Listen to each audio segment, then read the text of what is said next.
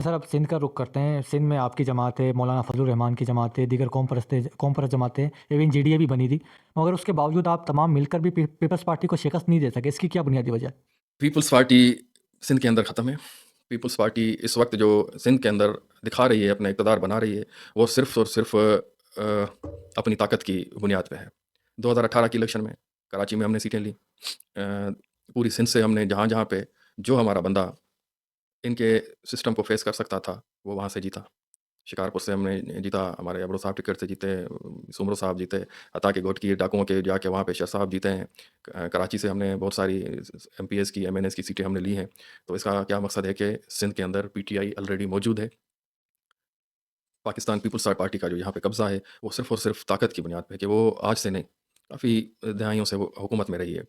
तो हुकूमत में रहने के बावजूद उन्होंने एक सिस्टम बनाया हुआ है लोगों को कंट्रोल करने का। एक वो कंट्रोल करते हैं इदारों के ज़रिए, सबसे बड़ा पुलिस के ज़रिए, उसके बाद कमिश्नरी है जो ब्यूरोक्रेसी सिस्टम है, उसके ज़रिए कंट्रोल करते हैं। उसके अलावा उनके यहाँ वडेरे हैं। इलेक्टेबल्स जिसे जिसे कहा जाता इलेक्टेबल अलग चीज़ हो गई। इलेक्टेबल के अंडर में भी, नीचे भी हर इलाके के वडेरे-वडेरे मुकर्रर हैं, जो वहाँ के लोगों को कंट्रोल करने के लिए वहाँ पे हैं।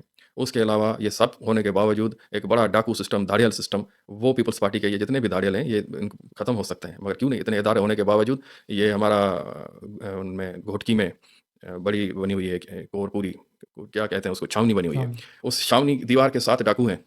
क्या ये पूरी छावनी जहाँ पे है, तो इर्द-गिर्द के लोगों को वो छावनी तहफ़्फ़ुज़ नहीं दे सकती? वो कच्चे के एरिया को सबसे ज़्यादा डाकू वहाँ पर क्यों है? क्योंकि ये नुमाइंदे, ये हुकूमत, ये इदारे सारे इस चीज़ में मिले हुए हैं कि ये सब मिल-जुल के यहाँ के लोगों को उन्होंने गुलाम बनाया हुआ है। मोहब्बत कोई नहीं है। कोई इनका लोगों के वोट की उस बुनियाद पे कोई इनके पास इक़्तिदार नहीं है। आप कुछ अरसे के लिए पीपल्स पार्टी को हुकूमत से अलग करके देख लें, लोगों को आज़ाद फ़ैसला करने का इख्तियार दे दें, उसके बाद देखें। जब इलेक्शन होते हैं, इनके जो नुमाइंदे हैं, लोगों में निकल नहीं सकते। वो कोई बड़ा प्रोग्राम नहीं दे सकते और इतनी उनके मुखालिफ जो ना पूरी सिंध के अंदर जो ना आवाज़ें उठती हैं, पूरी सिंध उनके खिलाफ उठ के खड़ा होता है, तो ये मजबूर हो जाते हैं, ऐसे-ऐसे बयान देते हैं, आपके वोटों की हमारी ज़रूरत नहीं है। बहुत सारे लोगों ने जो ना वहाँ पे इनकी जो ना इंसल्ट की, वहाँ पे निकल नहीं सकते थे इलेक्शन कैंपेन में, और जब रिज़ल्ट आता है, तो वो ये जीत जाते हैं। तो ये सिस्टम के ज़रिए जीतते हैं, ये अवाम में इनकी मकबूलियत नहीं है। जिस वक़्त भी सिंध के अंदर कोई ऐसा माहौल आया, कोई ऐसी सियासी सूरत हाल पैदा है कि इलेक्शन जो ना वो शफ़ाफ़ हुए, तो पाकिस्तान पीपल्स पार्टी नहीं आएगी। पाकिस्तान पीपल्स पार्टी ने सिंध को तहस-नहस कर दिया है, बर्बाद कर दिया है।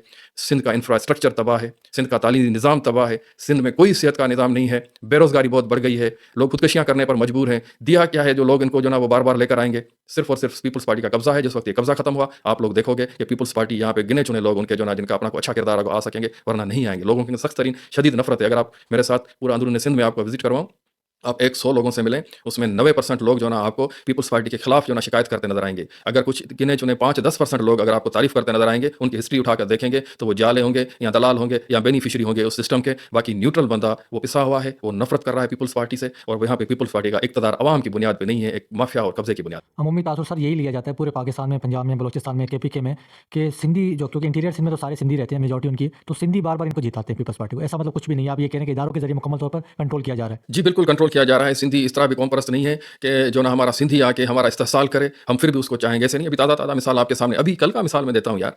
कि हमारा ये जो उकला का जो नया लीडर वड़ाइच साहब, बड़ाइच, आमिर बड़ाइच आमिर वड़ाइच। आमिर वड़ाइच सिंधी तो नहीं है, पंजाबी है। पंजाबी है। उसको सिंधियों ने अपनी आँखों पे बिठाया है, सर पे बिठाया है, उसको सोने के ताज पहनाए हैं, उसको इतनी अजरकें पड़ी हैं कि आज तक किसी सियासी लीडर को इतनी अजरकें नहीं पड़ी जितनी सिंधियों ने उसको इज़्ज़त दी है। अगर सिंधी ये होते कि नहीं सिर्फ कौम परस्ती नहीं, उसने आवाज़ उठाई सिंध के लिए, सिंध उसके साथ खड़ी हो गई। सरफराज मेतलो साहब प्योर सिंधी हैं, खैरपुर से उनका पीरगोट से ताल्लुक है। कल हसीब जमाली से इलेक्शन क्यों आ रहे हैं? सिंध के अंदर आ रहे हैं ना, सिंध की जो ना वोट में दिया है, उसलिए आ रहे हैं कि वो 26वीं 27वीं आईनी तरमीम के हक में खड़े थे। हसीब जमाली वड़ाइच ग्रुप उनके खिलाफ खड़ा था, तो लोगों ने उनको जितवाया, जो गैर सिंधी है, सिंधी को नहीं जितवाया, उसको वोट नहीं दिया। तो ये तासुरी गलत है। कि सिंधी वोट देते हैं। सिंधी वोट देते हैं, सिंधी पिसे हुए हैं बेचारे, वो आज़ाद सांस नहीं ले सकते, वोट कहाँ ले सकते हैं।